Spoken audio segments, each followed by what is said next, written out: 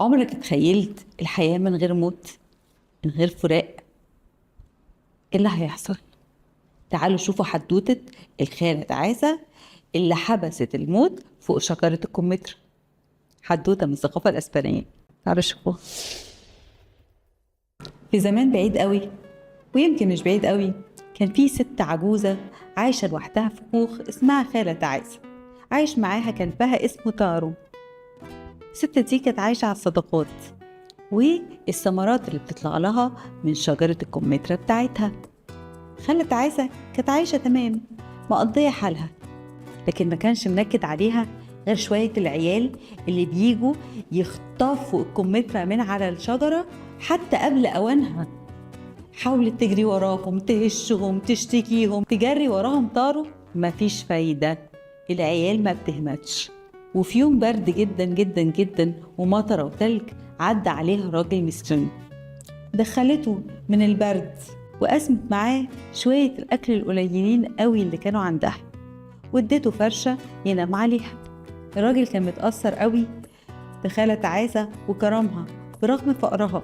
تاني يوم لما صحي الصبح قال لها: بصي يا خالة تعاسة، أنا مش راجل مسكين ولا حاجة، قولي لي أي أمنية نفسك فيها وأنا هحققها لك فورا. قالت له: يا ابني أنا مش محتاجة حاجة والله، أنا عندي اللي يكفيني. قال لها: بس جربي جربي جربي، بس قولي لي أي حاجة. حقيقة ما كانش في مخها غير أمنية واحدة بس تمنتها: عايزة أي حد يقرب من شجرة الكمثرى بتاعتي الشجرة تمسك فيه وما تسيبوش غير لما أنا أقول لها. قال لها: بس كده؟ قوي قوي، طلباتك أوامر. ومشي الراجل شوية وابتدت بشاير الأمنيات بان. كان كل ما حد يجي ناحية الشجرة تروح ماسكة فيه، خصوصا العيال العفاريت اللي كانوا بيجوا يضايقوا خالة تعاسة. أول ما الكمثرى طلعت ظهروا وبانوا وجم يطلعوا على الشجرة عشان ياخدوا الكمثرى، راحت الشجرة واخداه. بقوا يصرخوا ويصوتوا: والحقينا يا خالة تعاسة، والنبي سينا. جات لهم خالة تعاسة تقول لهم: والله وقعتوا محدش سمع عليكم، انا مفيش حد هينقذكم مني النهارده. قعدوا يصرخوا ويصوتوا ويقولوا لها: احنا اسفين، حقك علينا، والنبي مش هنعمل كده تاني. ان هتسيبهم ابدا. قعدوا يقولوا لها: والله ما هنسرق منك تاني، طب والله ما هنسرق تاني في حياتنا.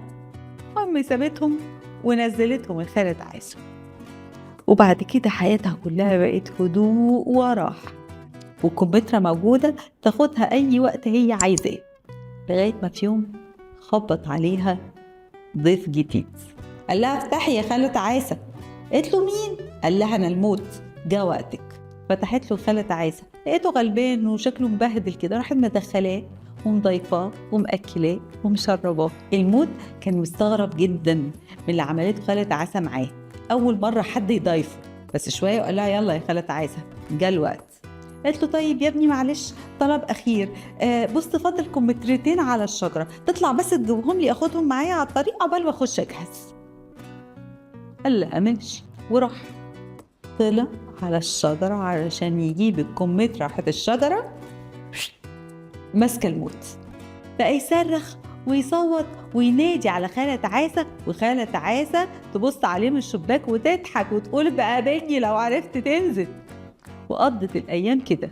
خالة تعاسة تاخد بعضها تروح عند الموت، تشد كرسي وتقعد وتقول له: احكي لي كده بتعمل ايه نوادرك، وتقعد تسمع وتروح آخر اليوم على بيتها وسايبة الموت متعلق على شجرة الكمثرى.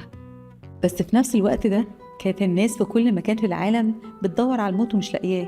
بقى في ناس أنهكهم المرض وبيتحايلوا على الدكاترة علشان يرحموهم، ومحدش عارف يعمل لهم حاجة. الناس في كل مكان بقت بتقول الموت فين، المستشفيات اتملت على آخرها، محدش بقى عارف يعمل لهم أي حاجة. بقوا بيترجوا الموت ومش لاقيينه.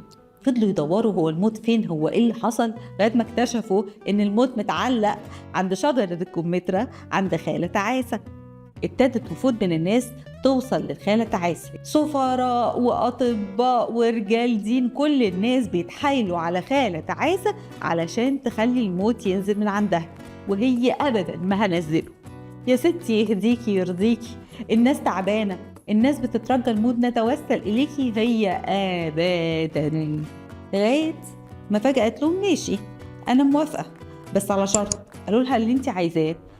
قالت لهم ماشي، انا هنزل الموت بس على شرط ان هو ما يجيش ناحيتي غير لو ناديت عليه 3 مرات وقلت له تعالى.